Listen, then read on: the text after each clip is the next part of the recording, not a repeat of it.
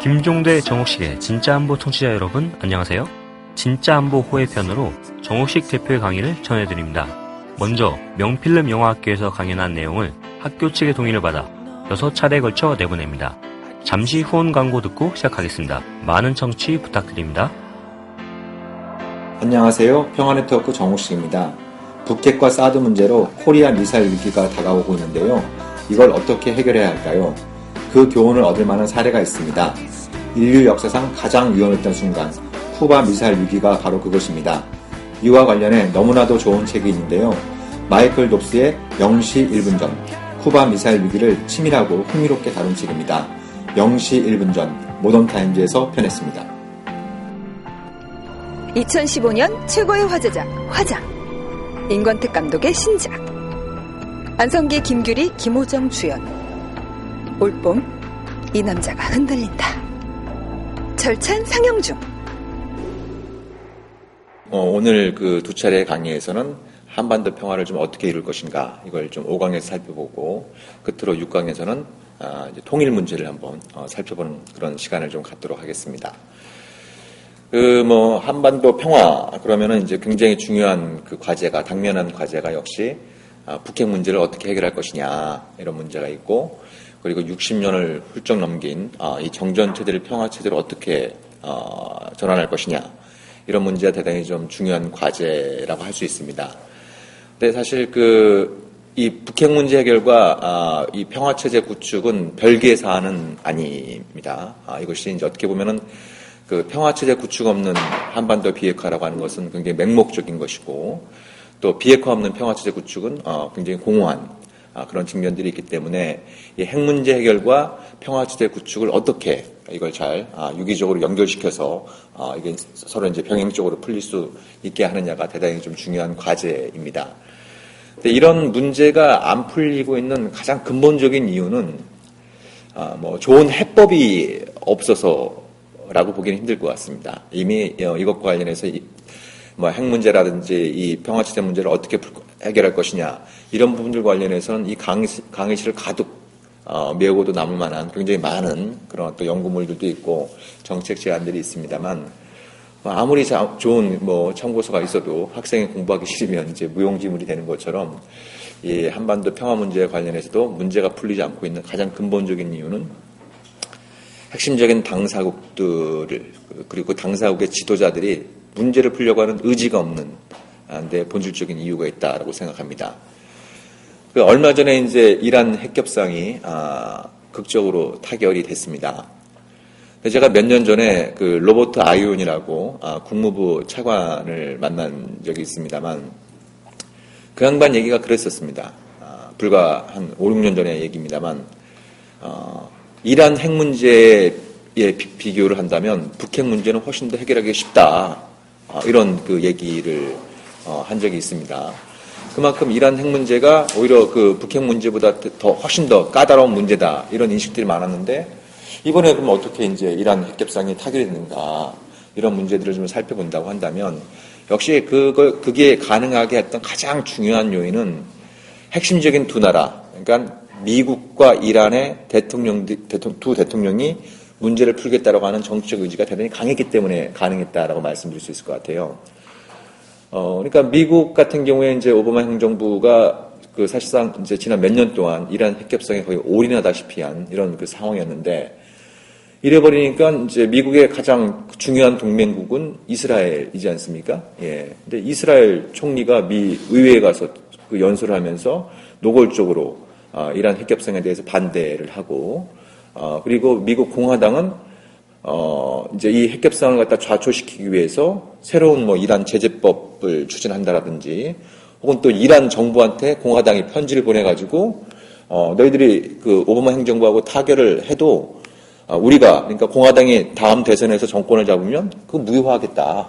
그러니까 막 이제 일개 정당이 막 그 협상 상대국한테 편지를 보내서 그렇게 막 농간을 부릴 정도로 미국 내부에서도 이제 이란 핵협상에 대한 그 반대 세력이 굉장히 강했고 특히 이제 미국의 대외 정책에서 굉장히 강한 영향력을 갖고 있는 미국 내 유대인 집단이라든지 또 이스라엘 또 이제 그 중동에 있는 사우디아라비아를 비롯한 수니파 국가들 이런 나라들이 굉장히 이 협상을 갖다 저지하기 위해서 거의 총력전을 벌였는데도 결국 타결에 성공을 한 거거든요. 마찬가지로 이란의 그 하산 루하니 대통령 같은 경우에도 이란 하면 여러분들 뭐 잘 아시다시피 1979년 혁명을 통해서 반미 정권을 세운 나라거든요. 그렇기 때문에 미국 그 이제 철천지 원수인 미국과 협상을 통해서 핵 문제를 푼다? 더군다나 그것이 이란의 주권 상황이라고 할 수 있는 핵 권리를 일부 제약하면서 미국과 협상을 한다? 이 자체가 이란 내에서 사실 동의를 받기가 대단히 쉽지 않은 그런 어떤 문제인데 하산 루하니 그 대통령 같은 경우에는 이란이 그 과거와는 다른 미래를 설계하기 위해서는 핵 문제를 풀어야 되고 핵 문제를 풀기 위해선 미국과의 협상도 불가피하다. 이런 어떤 강력한 정치적인 의지가 있었기 때문에 이제 이 핵협상 타결이 가능했던 것이거든요. 그에 비한다면 지금 그 한반도 핵 문제의 아주 핵심적인 당사국이라고 할 수 있는 북한과 미국. 북한은 뭐 사실상 노골적으로 이제 핵보유국 지위를 노리고 있는 이런 어떤 상황에 있고, 미국의 오바마 행정부는 북한에 대해서 이른바 전략적 인내라고. 그러니까 이게 뭐 말은 그럴싸합니다만 사실상 북한을 상대하지 않겠다라는 얘기이고, 북한을 상대하지 않으면서 계속 경제적으로 제재하고 외교적으로 고립하고 군사적으로 봉쇄를 가하면 북한은 곧 망할 거다. 예? 일종의 그런 생각. 그러니까 얼마 전에 이제 오바마 대통령이 그 미국 방송하고 인터뷰하면서 북한은 얼마 못 갈 거다. 곧 망할 거다. 그러니까 전략적 인내에 내포되어 있는 것은 저 북한 그 찌질이 또 저런 또 좀 굉장히 비이성적인 집단하고 상대하지 않고 이제 북한이 망하길 기다리는 뭐 이런 식의 어떤 생각들을 갖고 있는 상황이고, 과거에도 그런 경향들이 있었습니다만 그런 북한과 미국을 협상 테이블로 불러내서 그 양국 관계를 중재하고 새로운 또 돌파구를 만드는 그런 중요한 역할을 했던 게 이제 한국과 중국이었거든요.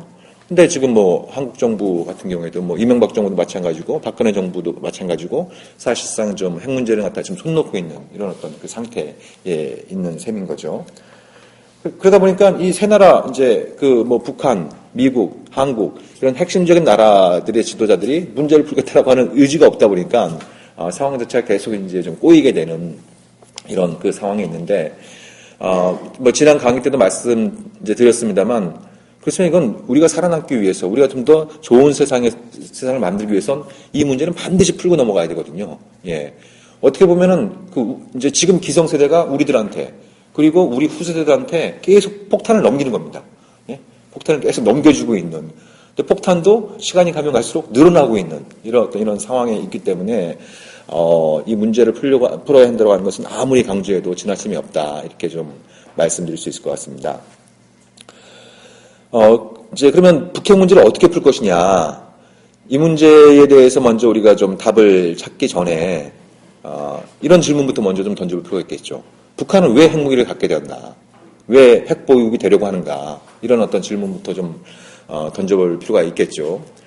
뭐, 당연히 북한은 미국 때문이다. 미국의 적대시 정책 때문에, 부득이하게, 핵무기를 갖게 되었다라고 이제 주장을 하고 있는 것이고, 미국은 웃기지 마라.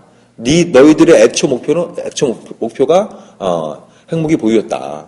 왜 책임을 우리한테 떠넘기느냐. 뭐 이런 식으로 이제 서로 이제 일종의 프로파간다를 좀 하고 있는 이런 그 상황에 있습니다만, 그럼에도 불구하고 이제 두 나라의 공식적인 입장을 우리가 한번 좀 검토는 해볼 필요가 있습니다. 북한이 핵을 갖게 된 이유는 북한 스스로 이제 세 가지 정도를 주장을 하고 있습니다. 첫 번째는 이제 군사적인 억제.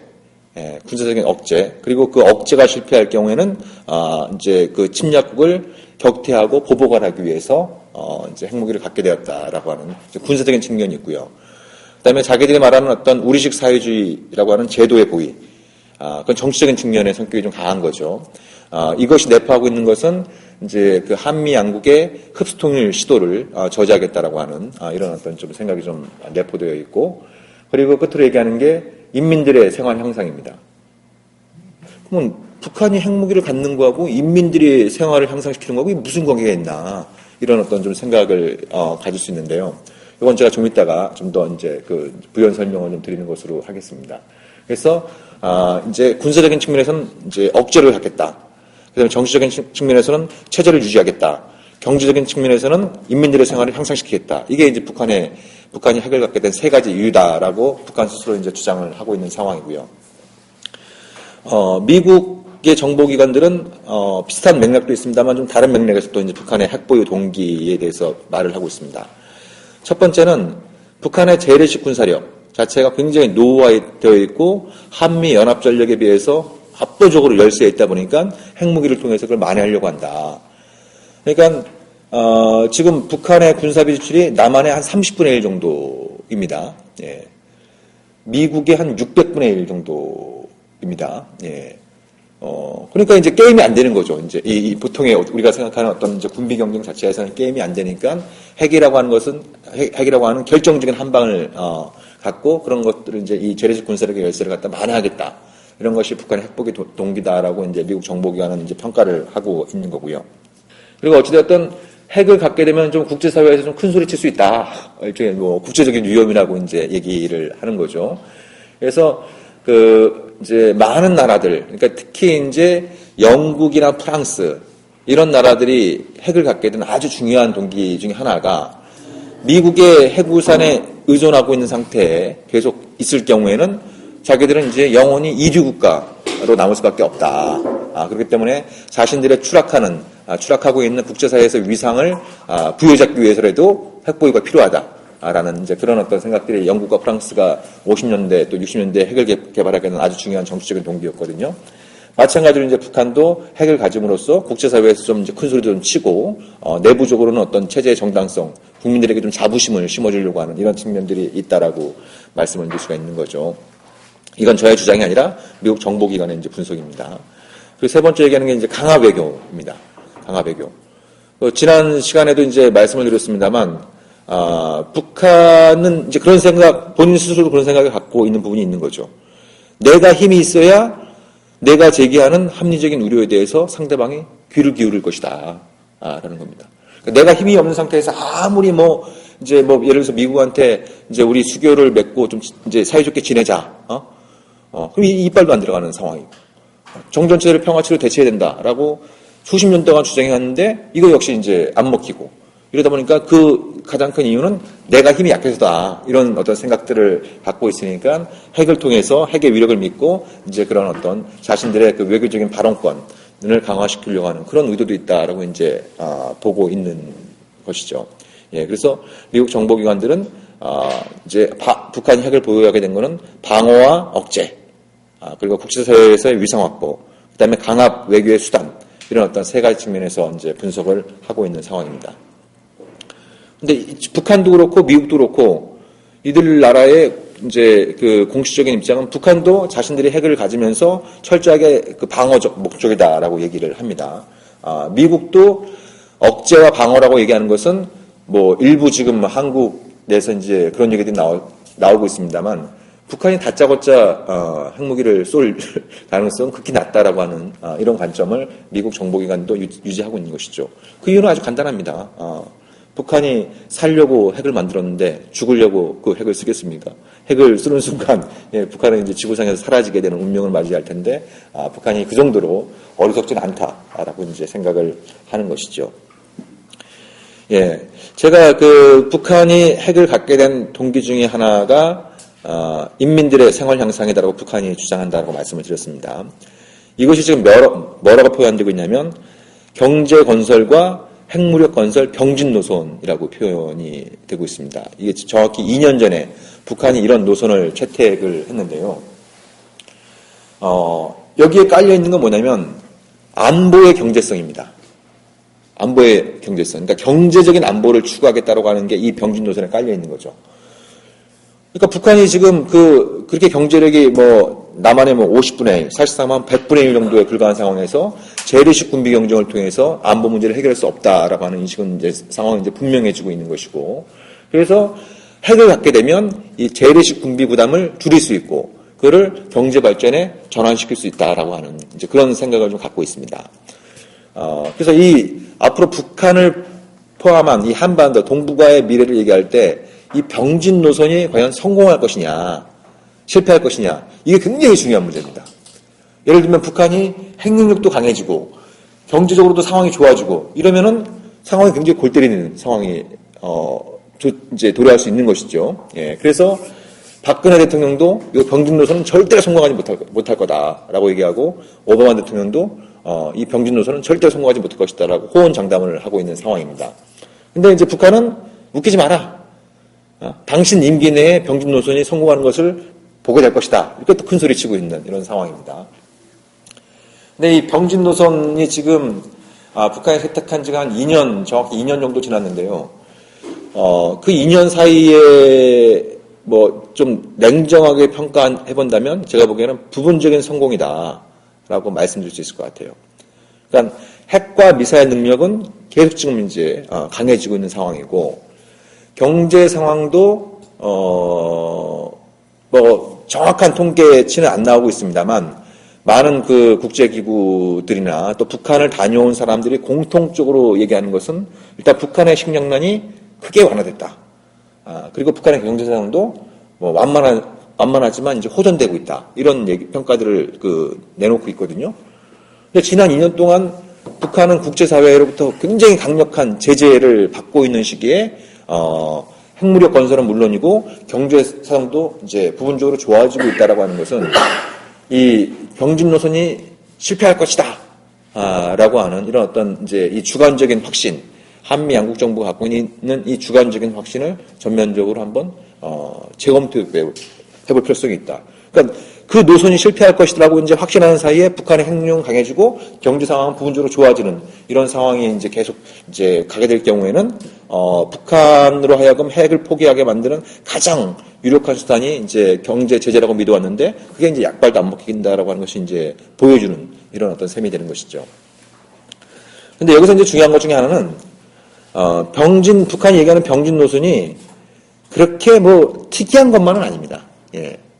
이게 무슨 말씀이냐면, 많은 핵보유국들은 북한과 흡사한 생각을 갖고 있었습니다. 예. 그러니까 예를 들면 미국의 이제 아이젠하워 행정부, 그러니까 1952년에 아이젠하워가 대통령에 당선이 됐었죠. 그때 아이젠하워의 노선이 뭐였냐면, 뉴룩이라고 하는, 그러니까 새로운 관점이라고 하는 그런 어떤 전략을 선택했는데, 그게 굉장히 흡사합니다. 북한이 주장하고 있는 병진 노선하고 굉장히 흡사합니다.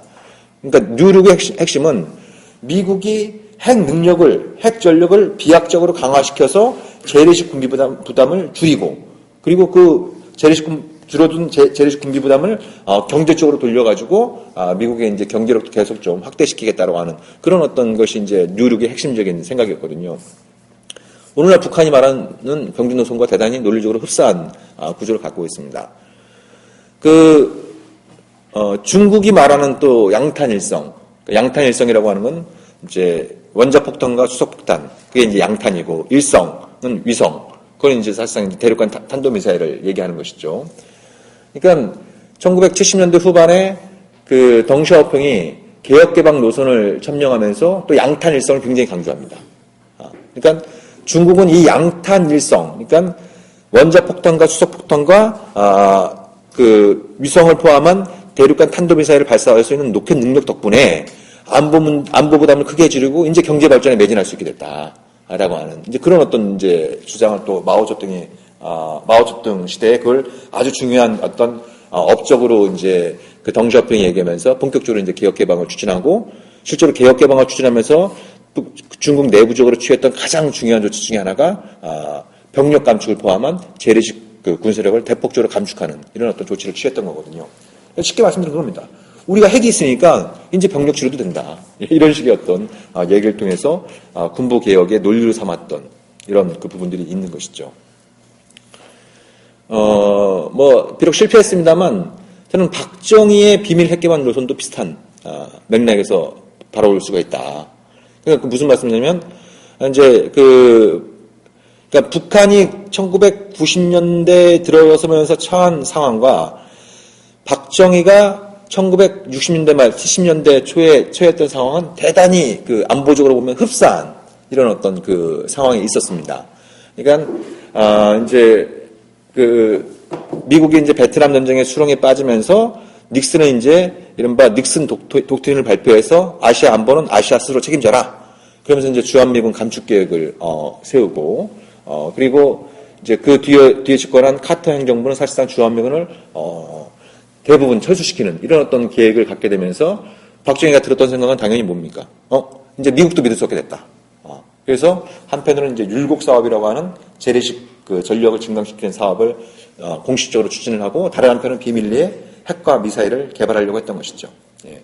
그러면서 얘기했던 게 선건설 후통일이었습니다. 예, 선건설 후통일.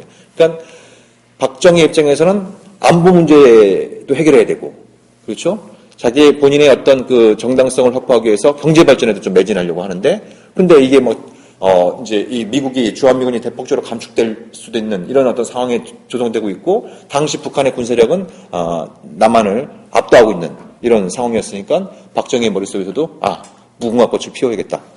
비밀리에 핵을 가져야겠다. 이런 생각이 들었던 것이죠. 그래서 그런 어떤 부분들이 오늘날 북한이 취하고 있는 병준 노선과 대단히 좀 흡사한, 논리적으로 보면, 그 동기상으로 보면 흡사한 구조를 갖고 있다는 것을 우리가 좀 알 수 있는 측면이 있는 것이죠. 제가 이런 말씀을 드린 이유는 북한을 너무 유별난 존재로 이렇게 생각해버리면, 북한을 악마화시키고 유별난 존재로 취급하게 되면은 실제로 북한은 더더욱더 유별나지고 더 악마가 될 수 있는 이런 부분들이 있고, 그래서 오늘날 북한이 취하고 있는 노선이 과거 다른 나라들이 좀 취했던 사례와 비교함으로써 어떤 문제 해결에 실마리를 찾을 수 있는 이런 측면들이 있지 않나라는 생각이 드는 것이죠. 그래서 이 병진 노선이 앞으로 어떻게 될 것이냐, 한번 좀 개인적으로 좀 추측을 해본다고 한다면, 예를 들면 2020년까지 아마 지금 추세로 가면 북한이 핵무기를 한 30개에서 한 50개 정도 갖게 될 가능성이 높죠. 그리고 경제도 지금 추세대로 간다면 매년 한 3% 안팎의 좀 성장률을 보일 가능성이 좀 저는 있다라고 보거든요. 그러니까 올해부터 이제 김정은 체제가 들어선 이후에 여러 가지 이제 그 경제 관리 개선 조치, 사실상 경제 개혁 조치들이 올해부터 좀 본격화되는 측면들이 있고, 그리고 이제 러시아와의 경제 협력이 올해 또 상당히 좀 활력을 받게 될 가능성이 높고, 북중 간에 중국과의 어떤 무역 활동은 국제사회 제재에도 불구하고 또 북중 관계가 굉장히 껄끄러움에도 불구하고 계속 지속적으로 이제 증가 추세였기 때문에 이런 부분들을 종합적으로 좀 판단해 본다면은 급격한 경제 성장은 어렵겠습니다만 매년 한 3% 정도의 3% 안팎의 경제 성장은 가능할 것으로 이제 예상해 볼 수 있는 거죠. 그러면 그거는 병준 노선이 제가 보기엔 큰 성공은 아니지만 부분적인 어떤 완만한 성공이다라고 이제 평가할 수 있는 그런 부분들이 있을 거라 생각이 들고요. 사실 우리의 입장에서 최악의 시나리오는 핵은 강해지고 경제는 더더욱 어려워지는 겁니다. 그럼 어떻게 되겠습니까? 북한이 그러니까 일종의 굶주린 맹수가 되는 게 우리 입장에서 어떻게 보면 최악의 시나리오가 될 수 있는 것이죠. 그렇기 때문에 지금 그 북한과의 협상은 중단하고 계속 북한의 경제 제재를 가하고 있는 이 접근법이 굉장히 우리한테는 치명적인 어떤 이제 이 결과를 잉태할 수 있기 때문에 대북 정책의 이 패러다임 전환이 대단히 지금 절실한 이런 상황에 있다라고 말씀드릴 수 있는 거죠. 지난 시간에 이제 북핵과 MD의 적대적 동반 성장 이런 말씀을 좀 드렸고, MD는 그 북핵을 대처할 수 있는 효과적인 방법이 아니다라고 말씀을 좀 드렸는데요. 그러면 대안은 뭐냐? 그러니까 북핵에 대해서 어떻게 대처할 거냐? MD가 안 되면 그러면 우리가 독재적으로라도 핵을 가져야 된다. 이렇게 이제 주장하는 사람들도 있습니다. 아마 이 추세가 계속 가면은 다음 대선이나 혹은 다다음 대선 때 핵무장을 대선 공약으로 내세우고 출마하는 사람들도 저는 나타날 수 있다. 그리고 만약 그런 사람들이 그런 정치인이 나타나면 상당한 센세이션을 일으킬 수도 있다라고 생각을 합니다. 왜냐면 이제 우리 국민들을 상대로 여론조사를 해보면은 항상 핵무장을 지지한다는 찬성 여론이 항상 60% 이상 나옵니다. 많을 땐 70%만 이렇게 나오고, 그래서 멋지게 좀 논리적으로 좀 포장해갖고 핵무장을 대선 공약으로 딱 내세우는 정치인이 나타나면 상당히 좀 파란을 일으킬 수 있다라고 저는 생각을 합니다만, 그런 상황이 안 오길 바랍니다만, 아무튼 핵에는 핵으로 맞서야 된다. 그러면서 이제 북핵에 맞서려면 우리도 핵을 가져야 된다. 이렇게 이제 주장하는 사람들이 있습니다. 근데 이건 북한의 주장과 굉장히 닮아 있는 겁니다. 북한은 똑같은 얘기입니다. 핵에는 핵으로 맞서야 된다. 그때 그 핵은 미국 핵이었죠. 예, 미국 핵입니다. 예. 그러니까 지금 사실 한반도는 북핵과 미국 핵이 이제 첨예하게 좀 맞서고 있는 이런 어떤 상황이기 때문에 여기에 남한 핵까지 가세하게 되면은 정말 이 한반도에 이 전갈이 두 마리 있는 것도 참 이 치명적일 수 있는 건데 여기에 전갈이 한 마리 더 추가된다고 해서 절대 우리 상황이 더 좋아질 거라고 저는 생각하지 않고요. 우리가 대한민국의 미래가 오늘날의 북한처럼 되는 게 그걸 불사해야 된다라고 하면 모르겠습니다만 저는 핵무장은 가능하지도 않고 물론 타당하지도 않다라고 보는 거죠. 예. 우리가 예를 들어서 북한 같은 경우에는 핵무기를 만들 수 있는 독자적인 기반들이 다 이미 갖춰져 있는 상태입니다. 우라늄 광산부터 시작해서 핵 연료주기가 다 완성되어 있는 상태예요. 근데 우리는 우라늄 광산이 없잖아요. 예. 그럼 원전을 가동시키려면 농축 우라늄을 도입해야 되는데 만약에 우리가 핵무기를 개발하겠다라고 하는 그런 어떤 신호 자체가 보내지게 되면 제일 먼저 취해지는 금수 조치가 우라늄 수출 중단입니다. 예, 그러니까 우리는 우라늄 수입을 못하게 돼요. 예, 그러면 핵무기는 고사하고 원전까지 다 셧다운 시켜야 되는 이런 상황에 직면할 수 있는 거죠. 그리고 또 예를 들면 핵실험은 어디서 하겠습니까? 예, 이 좁은 땅덩어리에서 핵실험을 우리가 어디서 할 수 있겠습니까? 예. 그러니까 현실적으로 이제 전혀 그건 선택지가 안 되는데 자꾸 그런 얘기들이 나오고 있는 부분들이 있고, 그러면 우리가 핵을 가질 수 없다면 미국 핵이라도 다시 들여놓자 이런 주장들도 만만치 않게 나옵니다. 예, 이제 미국의 전술핵을 들여놓자 이렇게 주장도 하고 있는데 이것도 현실을 잘 모르고 하는 소리입니다. 일단 갖다 놓을 미국 전술핵이 거의 없습니다. 예. 이미 이제 미국은 1987년도 이제 당시 소련과 중거리 핵미사일 폐기 협정을 통해서 그 중단거리 핵미사일은 다 전량 폐기한 상황입니다. 예. 남아있는 게 이제 공대지, 그러니까 공대지 핵미사일이나 핵폭탄 이런 것들이 일부 남아있는데 그 수량 자체가 몇 개 안 되고 그건 다 지금 유럽에 가 있는 상태이기 때문에 일단 한국에 갖다 놓을 전술핵 자체가 별로 없다. 이런 측면이 있고, 한국에 있으나 미국에 있으나 태평양에 있으나 전략적으로 별다른 차이가 없습니다. 별다른 차이가. 왜냐하면 태평양에 있는 미국 핵잠수함에서 버튼만 누르면 평양까지 핵미사일이 날아가는데 한 30분이면 충분하거든요. 예. 그 때문에 군사 전략적으로는 의미가 없고 오히려 정치적으로 북한의 핵보유를 정당화시켜주고 중국이나 러시아를 자극시켜가지고 한반도를 갖다가 더더욱더 어려운 상황으로 내몰게 되는 이런 측면들이 있기 때문에 전술핵을 갖다 놓는 것도 대안이 될 수 없다라고 이렇게 이제 저는 생각을 하는 것이고요.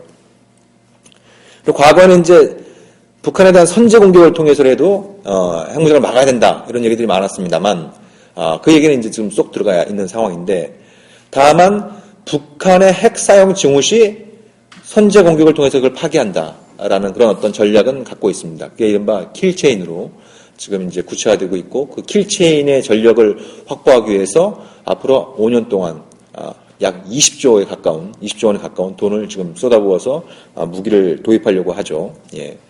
근데 그렇게 되면, 그러니까 북한이 핵 사용 징후시라고 하는 것도 대단히 좀 애매모호할 수 있는 부분들이 있습니다만, 한쪽에서 그런 전력을 갖추게 되면 북한은 어떻게 하겠습니까? 먼저 얻어먹기 전에 쏠려고 하겠죠. 예?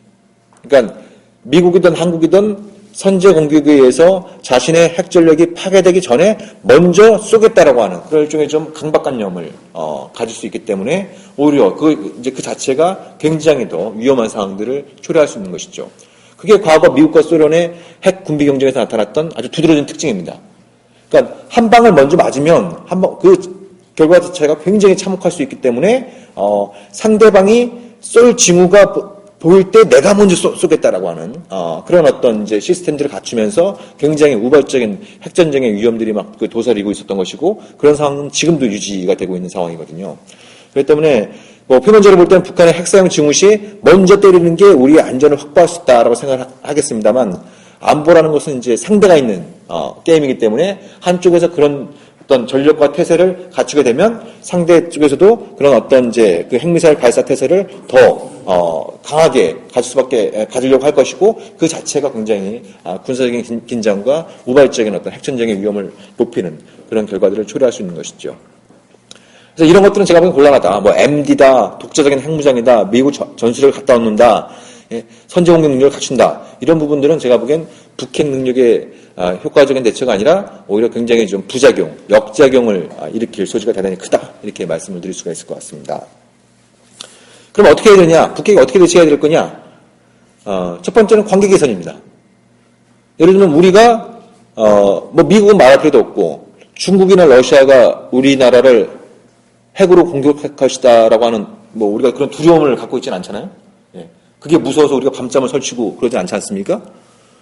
그 이유는 그들 나라에 핵미사일이 없기 때문이 아닙니다. 예. 북한보다 훨씬 몇 배, 몇십 배의 강력한 핵전력을 갖고 있는데 우리가 이 중국이나 러시아로부터 핵공격을 당할 거라고 하는 불안감을 안 갖고 있는 가장 큰 이유는 뭡니까? 관계가 좋기 때문이에요. 예? 관계가 좋기 때문에 그들 나라가 느닷없이 우리를 공격할 것이다라고 이제 생각하지 않기 때문에 우리가 불안하지 않은 거거든요. 마찬가지로 남북관계 개선을 통해서 한반도 정세를 안정화시킴으로써 북한이 핵이나 미사일을 사용할 어떤 조건과 환경 자체를 갖다가 제거시켜 나가는 이런 노력들이 이제 중요한 것이죠. 동시에 이제 뭐 불가피한 측면은 그러니까 외교적으로 이제 그런 노력을 좀 기울이면서 동시에 북한에 대한 억지력은 또 갖고 있어야 됩니다. 예, 이건 뭐 불가피한 측면이 있는 거죠. 근데 우리나라나 미국의 대북 억지력은 굉장히 막강한 상황이거든요. 예, 아까 말씀드린 것처럼 북한보다 약 한 30배, 미국 같은 경우에는 600배 군사비를 쓰면서 어떤 그 이제 북한이 도발하지 못하도록 굉장히 강한 억지력을 갖고 있기 때문에 이 상태는 이제 한반도에서 핵 문제가 해결되고 평화 체제가 구축될 때까지는 불가피하게 유지될 필요가 있는 것이죠. 그리고 가장 중요한 대안은 역시 뭡니까? 대화 협상입니다. 예, 대화 협상입니다. 그러니까 첫 번째 대화 협상을 통해서 북한의 핵과 미사일이 더 늘어나지 않도록 그걸 동결시키는 이런 노력들이 필요할 것이고 궁극적으로는 이제 북한이 핵과 미사일을 손에서 내려놓을 수 있는 그런 어떤 접근법들이 이제 필요한 것이죠. 그럼 그게 가능하겠느냐? 예, 뭐 대번에 들은 반문이 이제 그거죠. 절대로 불가능하다 이렇게 얘기하는 분들도 많습니다. 그러니까 좀 그 개혁적이고 진보적인 전문가들, 뭐 노무현 정부 때 그 이제 통일외교 안보 정책의 핵심적인 그 위치에 있었던 분들조차 이제 북핵 문제 해결은 물 건너갔다. 북한은 절대로 핵을 포기하지 않을 거다. 이렇게 얘기하는 분들이 많습니다. 저는 근데 그렇게 반문을 하죠. 북한이 북핵 문제 해결이 대단히 어렵다라고 하는 것은 다 아는 얘기죠. 근데 무슨 근거로 절대로 포기하지 않을 거다라고 얘기를 하느냐. 그러니까 북한이 핵을 갖고 있는 또 앞으로도 계속 가지려고 하는 이유는 뭐겠습니까? 그걸 포기하는 것보다 갖고 있는 게 훨씬 더 이익이 있다라고 판단하고 있기 때문에 아니겠습니까? 그럼 거꾸로 북한이 핵을 포기하는 게 잃는 것보다 얻는 게 훨씬 더 많다라고 이렇게 확신할 수 있으면 북한도 한번 생각해 볼 수 있는 거거든요. 예, 생각해 볼 수 있는 거거든요. 그러니까 사실 핵이라고 하는 건 사람들마다도 생각이 다릅니다만 한 사람의 머릿속에서도 생각이 다릅니다. 여러분들 이제 영화를 다루는 분들이니까 절대반지라는 영화 보셨습니까? 절대반지. 뭐 소설책으로도 이제 나와 있고. 거기 보면 이제 골룸이라고 하는 이제 이게 아주 흥미로운 존재가 나오잖아요. 골룸의 다른 의미 뭡니까? 스미골이잖아요. 예. 골룸과 스미골은 뭐야? 하나의 생명체인데 이중격으로 표현이 되잖아요. 골룸이라고 하는 존재는 어떻게 해서든지 절대반지를 가지려고 하는 어떤 욕망의 화신이고, 그죠? 예. 스미골은 뭡니까? 그 절대반지를 가지고 막 괴로워하는, 예? 그런 어떤 고뇌의 화신으로 그려지지 않습니까? 핵이라는 게 비슷한 속성이 있습니다. 내가 핵무기를 갖게 되면, 난 이제 이 굉장히 강력한 권력을 행사할 수 있을 거야. 근데 다른 한편으로는, 이 무기가 쓰면 모두가 죽는데, 그래서 이 무기를 없애야 되는데, 이런 생각이 사람마다도 그런 생각이 다를 수 있습니다만, 한 사람의 머릿속에서도 그런 생각이 다를 수 있는 겁니다. 예를 들면 그겁니다. 예를 들면, 버락 오바마 대통령은 2009년에 핵무기 없는 세계를 주창해서 노벨 평화상을 선불로 받았습니다. 임기 첫 해에 노벨 평화상을 받은 전무후무한 일이 이제 있었던 것이죠. 그만큼 핵무기 없는 세계라고 하는 것은 인류 사회의 오랜 그런 어떤 이제 희망인 것이죠. 근데 임기 막바지에 어떻게 되고 있느냐? 미국 역사상 최대 규모의 핵무기 현대화에 착수하고 있는 이런 상황이 있습니다. 그러니까 핵무기 없는 세계를 주창하면서 미국의 선도적인 역할을 해야 됐다라고 얘기했던 사람이 임기가 지나면서 미국 핵무기의 현대화에 착수하고 있는 이런 어떤 이제 이 한 사람의 어떤 정책의 변화를 이제 볼 수 있는 것도 있고요. 여러분 잘 알고 있는 그 존 F 케네디 같은 경우에는 1960년 미국 대선에서 그때 이제 공화당 후보가 닉슨이었습니다. 그리고 당시는 공화당 정권이었죠. 아이젠하워 행정부였습니다. 그래서 케네디가 이 공화당 정권을 맹 공격합니다. 예? 너희들이 그 공화당 정권 때 미국의 핵전력 증강을 소홀히 해가지고 소련보다 미국의 핵보유량이 훨씬 적다. 그래서 뭐 미사일 갭 논쟁, 뭐 폭격기 갭 논쟁 이런 것들을 갖다가 그런 논쟁을 촉발시켜가지고 케네디 임기 초반 때 미국의 그 전력 핵 보유고가 비약적으로 막 늘어나게 됩니다. 비약적으로 막 늘어나게 돼요. 예? 그랬던 케네디가 대통령이 되고 나서 다음 년도에 유엔 총회에서 뭐라고 그랬냐면 그런 겁니다. 핵무기가 우리 인류를 전멸시키기 전에 우리가 먼저 핵무기를 없애야 됩니다. 그러면서 이제 핵군축 이런 계획들을 막 선언하게 됩니다.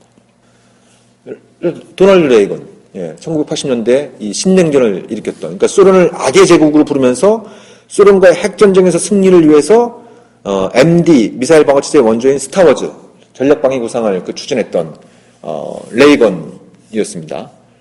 근데 이 양반도 임기 후반부에 들어가서 고르바초프하고 만나면서 우리 두 사람이 이제 이 지구상의 핵무기를 모두 없앱시다. 예? 이렇게 이제 얘기를 나누면서 핵군축의 문을 활짝 열었던 거군요. 이거 다 한 사람에 내에서 벌었던 일들입니다. 그러니까 저는 김정은도 예외가 아니다. 김정은도 예외가 아니다. 그러니까 김정은이 지금 뭐 30대 초반입니다만 이 사람이 앞으로 핵무기에 대해서 어떤 인식을 가질지는 본인도 모르는 일입니다. 본인도 모르는 일입니다. 제가 판단하기에. 자기가 이 핵무기라고 하는 이 물리학의 결정체가 인간 의식과 어떤 화학 작용을 일으킬지는 아무도 장담할 수 없는 일이기 때문에 우리가 추구해야 될 일은 올바른 방향으로 우리가 원하는 방향으로 김정은이 의식과 핵무기가 화학 작용을 만들어내야 되는 것이지 김정은은 절대로 핵무기를 포기하지 않을 것이다. 이렇게 미리 예단해서는 안 된다는 것이죠. 아니 그걸 어떻게 하냐는 거예요. 그러니까 마치 지금은 어떤 분위기가 만들어지고 있냐면 이렇게 저렇게 하면 북한이 핵을 포기할 수 있다라고 말하면 굉장히 그 나이브한 사람, 순진한 사람 취급받는 이런 어떤 그 이제 분위기까지 만들어지고 있습니다. 그리고 북한은 이래저래한 이유 때문에 절대로 핵무기를 포기하지 않을 거다. 이렇게 얘기해야 좀 북한 전문가 대우를 받는 듯한 이런 이제 분위기마저 이제 만들어지고 있는데 제가 보기엔 판단하기엔 대단히 위험하다. 특히 한국 사람들이 그런 인식을 갖는 건 대단히 위험하다. 이런 그 생각이 드는 것이죠. 그래서 지금까지의 그 대북 정책의 기본적인 접근법은 북한의 고통의 크기를 키우는 겁니다. 외교적으로 고립시키고 경제적으로 제재하고 군사적으로 막 봉쇄하면서 북한이 무릎 꿇고 나오도록 살려달라고 애원하도록 고통의 크기를 막 키우는 방식이었어요. 근데 그 고통의 크기를 키우는 방식은 북한으로 하여금 핵을 손에 내려놓을 정도의 치명적일 수 없었던 겁니다. 오히려 북한은 그러한 어떤 접근법이 미국 주도의 대북 적대시 정책이고, 그 본질적인 의도는 핵을 포기시킨 다음에 뭐 예를 들어서 뭐 이제 이라크의 후세인, 리비아의 카다피 이런 나라들처럼 핵을 손에 놓게 한 다음에 공격하려고 하는 거다. 나를 잡아먹으려고 하는 거다. 이런 인식들이 더 강하게 만들었던 것이죠.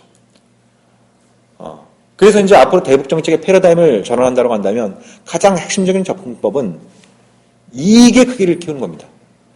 핵을 포기할 경우에 이러이러한 이익이 있다라고 하는 것을 분명하게 보여줄 수 있어야 되는 겁니다. 그럼으로써 김정은으로 하여금 북한 정권으로 하여금 핵을 포기할 경우에는 이러이러한 이익이 있을 수 있겠구나. 그래서 이런 어떤 북한 지도부의 이 결정에 정책 결정 과정에 영향력을 행사할 수 있는 그런 어떤 그 능력을 갖추는 것이 앞으로 이 북핵 문제를 접근하는 데서 대단히 중요하다. 그러니까 뭐 과거에도 그런 얘기는 있었습니다. 북한이 핵을 포기하면 예를 들면 이명박 같은 경우는 북한이 핵을 포기하면 10년 내에 북한의 1인당 GDP를 뭡니까? 3,000불로 만들어주겠다. 예? 그래서 그 정책 이름이 비핵개방 3,000이었잖아요. 예? 비핵개방 3,000이라는 말도 만들었습니다. 그러니까 MB 입장에서는 그거예요. 너희들이 핵을 포기하면 1인당 그 GDP를 10년 내에 3,000불로 만들어주겠다는데 왜 핵을 포기하지 않느냐. 예? 근데 한번 시청을 바꿔놓고 한번 생각해 보십시오. 그 어떤 나라가 그림의 떡을 이렇게 보고, 자기가 갖고 있는 가장 중요한 전략적인 자산을 포기하겠습니까? 예. 포기하겠냐는 거예요. 예. 그러니까 지금까지 접근 방식은 북한으로 하여금 고통의 크기를 키우는 방식은 북한으로 하여금 핵을 포기시킬 정도로 치명적이지 않았고, 반대로 북한의 핵 포기 시 얻게 되는 이익은 북한이 판단하기엔 이건 그림의 떡에 불과하다. 라는 이제 그런 어떤 이제 이 수준에 머물러 있었기 때문에 이 상황 자체가 어떻게 보면 계속 좀 악화되는 이런 상황에 있었다. 이렇게 말씀을 드릴 수 있을 것 같습니다. 그럼 앞으로 어떻게 할 거냐? 가장 중요한 거는, 그러니까 한국이나 미국은 북한이 쟤네가 과연 핵을 포기할까? 이런 어떤 근본적인 어떤 의구심을 갖고 있고, 북한은 한국이나 미국이 쟤네들이 정말 적대시 정책, 북한이 말하는 적대시 정책을 포기할까? 이런 어떤 또 근본적인 의구심을 갖고 있는 상황입니다. 예. 그래서 아주 중요한 어떤 그 전환점은 양쪽이 갖고 있는 이 근본적인 불신을 해소할 수 있는 일종의 최고 수준의 진정성의 교환이 필요하다. 그러니까 북한은 나는 핵을 포기할 의사가 있다라는 걸 보여줄 수 있는 어떤 조치를 취하는 거. 그리고 한국과 미국은 북한에 대해서 난 더 이상 너희들을 적대할 의사가 없다. 이게 단순히 말이 아니라 뭔가의 어떤 조치를 통해서 보여줄 수 있는, 이걸 갖다가 동시적으로 맞교환할 수 있는 이런 접근법이 대단히 중요하다라는 생각이 들고요. 그 접근법의 핵심은 북한은 핵을 포기하겠다. 그러니까 언제까지 무엇을 어떻게 포기하겠다라고 하는 것을 밝히면서 핵확산 금지 조약 NPT에 복귀하는 겁니다. 예, 복귀하는 겁니다. 그러니까 NPT는 이제 5대 핵보유국이 있고, 나머지는 이제 비핵국가들로 이렇게 이루어져 있는데, 예를 들어서 이 조약에 다시 복귀하거나 가입하는데 핵을 먼저 폐기하고 들어와야 된다. 이런 조항은 없습니다. 이런 조항은 없습니다. 그리고 과거에 이제 1991년 12월 달에 소련이 망했을 때 하루아침에 졸지에 세계 3, 4, 5위의 핵 보유국이 된 나라들이 있습니다. 지금 그 유럽에서 지금 난리가 나고 있는 우크라이나. 10,000개 가까운 핵무기가 있었습니다. 벨로루시 5,000개 가까운 핵무기가 있었습니다. 카자흐스탄 3,000개 가까운 핵무기가 있었습니다. 그래서 이 세 나라가 하루아침에 세계 3, 4, 5위의 핵보유국이 됐습니다. 미국, 소련, 우크라이나, 벨로루시, 카자흐스탄 이렇게 돼버린 거예요. 예? 예. 근데 지금 이들 세 나라는 핵무기가 하나도 없습니다. 핵무기가 하나도 없습니다. 그래 이들 나라 이렇게 핵무기를 하나 전량 포기할 수 있었던 중요한 이유는 이들 나라의 안보를 보장해주고 뭡니까? 예, 경제적으로 지원해주고 그리고 외교적으로 이제 그 고립을 탈피시키는 이런 어떤 접근법을 택했는데 이 세 나라가 NPT에 가입할 때에는 상당량의 핵무기를 갖고 있었습니다. 예. 대신 내가 언제까지 핵을 포기하겠다라고 공약하고 이 조약에 가입하는 방식이었기 때문에 북한 역시 NPT에 복귀하는 시점에서는 핵무기를 갖고 있겠습니다만 예를 들면 가입한 이후에 5년 혹은 10년 이런 어떤 시한을 두고 이걸 폐기하는 이런 걸 약속하는 조치가 북한이 취해야 되는 조치가 아닌가 싶은 생각이 들고요. 그러면 이에 걸맞은 조치를 한국과 미국도 취해야 되는 것이죠. 한국과 미국이 취할 수 있는 가장 중요한 북한으로 하여금 이 정도의 선택을 할 수 있게 만드는 그런 가장 중요한 조치는 평화협정 체결입니다. 평화협정 체결입니다. 남북한과 미국, 중국이 4자 평화협정을 체결하는 것과 북한이 NPT 복귀를 맞바꾸는 이런 어떤 통큰 교환을 통해서 한번 전환점을 만드는 게 대단히 좀 중요하다라는 생각을 기본적으로 갖고 있습니다. 그리고 평화협정에 그런 내용을 넣으면 되는 겁니다. 북한은 언제까지 무엇을 어떻게 핵을 포기하겠다. 이 내용을 평화협정에 담으면 그러면 이 한반도 비핵화와 평화체제 구축은 별개의 문제가 아니라 서로 융합해서 같이 이제 한 몸처럼 이렇게 돌아갈 수 있는 그런 어떤 새로운 접근법이 가능한 것이죠. 그러니까 지금까지 핵심적인 그 논쟁 지점은 그거였던 겁니다. 한국과 미국은 북한한테 너희들이 먼저 핵을 포기해야 평화협정 체결이 가능하다. 이거였고 북한은 그런 게 없냐. 평화협정을 먼저 체결한 다음에 평화협정을 체결하면 이 비핵화의 추동력이 생길 것이다. 이런 입장이었거든요. 그래서 이걸 갖다가 선후의 문제로 볼 것이 아니라 같이 일종의 시퀀싱을 해서 상호 조율된 그런 어떤 병행적인 이런 방식을 취할 수 있는 것이 바로 남북미중 4자 평화협정 체결과 북한의 NPT 복귀를 맞바꾸는 그런 형태의 대담한 접근이 필요하다라는 생각이 좀 들고요. 이것이 일종의 이제 의제 간의 어떤 그 화학적 작용이다라고 말씀을 드릴 수 있으면 가장 중요한 거는 지도자 간의 화학작용입니다. 이 협상가들, 이 핵심적인 지도자들 사이의 화학작용이거든요.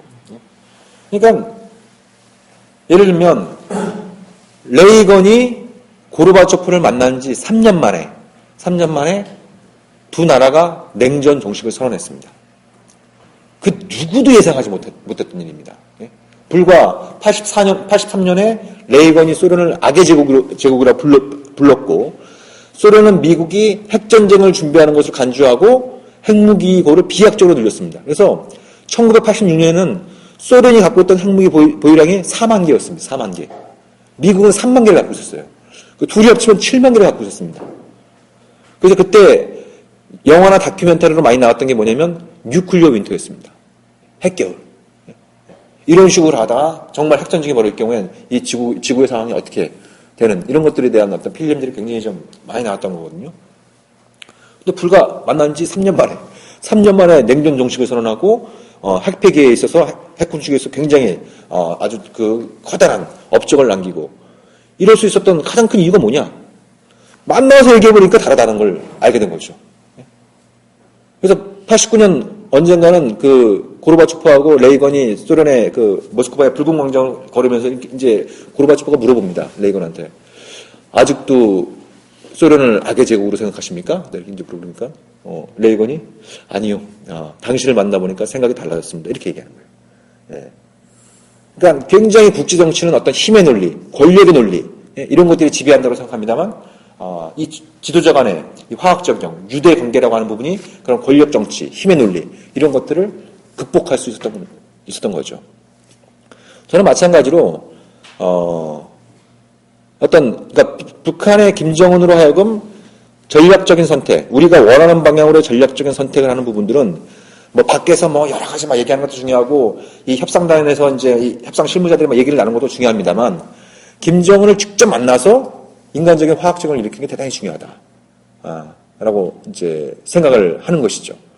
그런 어떤 방식이 없으면 저는 절대 문제가 풀리기 힘들다고 보는 겁니다. 그리고 그 화학적 작용을 일으켜야 되는 가장 중요한 당사자가 미국 대통령입니다. 예. 저는 미국 대통령이 평양을 가게 되면, 평양을 만약 간다고 한다면 저는 상황 자체가 굉장히 달라질 수 있다고 확신합니다. 예. 여러분, 북한의 지도자를 가장 많이 만난 외국의 지도자 중에 한 사람이 지도자가 누구냐면 고이즈미였습니다. 고이즈미. 일본의 그전에 총리했던 고이즈미였어요. 김정일을 2번 만났죠. 2002년에 2004년에 이렇게 2번 만났습니다. 한국 같은 경우엔 김대중이 한 번 만나고 노무현이 한 번 만났죠. 예. 원래 2000년에 미국 대통령이었던 빌 클린턴이 평양에 가기로 약속을 했는데 그때 이제 부시가 당선되면서 그게 이제 수포로 돌아갔었거든요. 예. 그러니까 2000년에 미국 대통령이 평양에 가겠다고 뭐 이루어지지 않았습니다만 결심할 수 있었던 가장 중요한 배경 중에 하나가 남북 정상회담이었습니다. 예. 남북 정상회담을 통해서 한반도의 상황을 극적으로 이렇게 바꾸게 되니까 뭐예요? 미국 대통령도 미국 정부도 변화되는 한반도 상황에서 자기 이익을 재조정하게 된 겁니다. 예. 재조정하려고 하는 것이죠. 예. 그렇기 때문에 어떤 이제 뭐 오바마가 됐던 그 다음에 누가 됐던 뭐 특별한 일이 발생하지 않으면 김정은이 앞으로 상당 기간 그게 뭐 끔찍한 일이 될 수도 있겠습니다만 예. 아버지나 할아버지만큼 산다고 가정을 해보면 앞으로 한 3, 40년은 북한을 통치하고 있을 가능성이 상당히 높은 거죠. 예. 그래서 미국 대통령이 누가 됐던 그런 김정은을 상대로 한 그런 그 화학작용을 일으키기 위해선 남북한 정상이 먼저 그런 정상회담을 통해서 인간적인 유대를 맺고 한반도의 상황을 좀 반전시키고 이런 노력들이 좀 이루어져야 어떤 북한과 미국 지도자들도 극적인 그런 그런 장면들을 연출할 수 있다 이런 그 생각이 듭니다. 그래서 결론적으로 말씀을 드리면 우리는 어떻게 해서든지 핵미사일을 해결하고 또 정전체제 문제를 해결해야 됩니다. 예. 이 문제가 해결되지 않으면 앞으로 특히 우리의 미래 세대들한테는 더더욱 어려운 그 환경에 조성될 수밖에 없고 이제 마지막 강의의 주제인 통일은 사실상 불가능해진다. 그런 측면에서 볼 때 우리가 이제 이제 이런 핵 문제와 정전체제 문제를 해결하는 게 대단히 중요하고 그걸 위해서는 우리 국민들도 이 문제에 대해서 좀 관심을 갖는 게 중요하다 이런 어떤 생각이 듭니다. 지금까지 평화네트워크 정옥식 대표의 강의였습니다. 청취해 주셔서 감사합니다.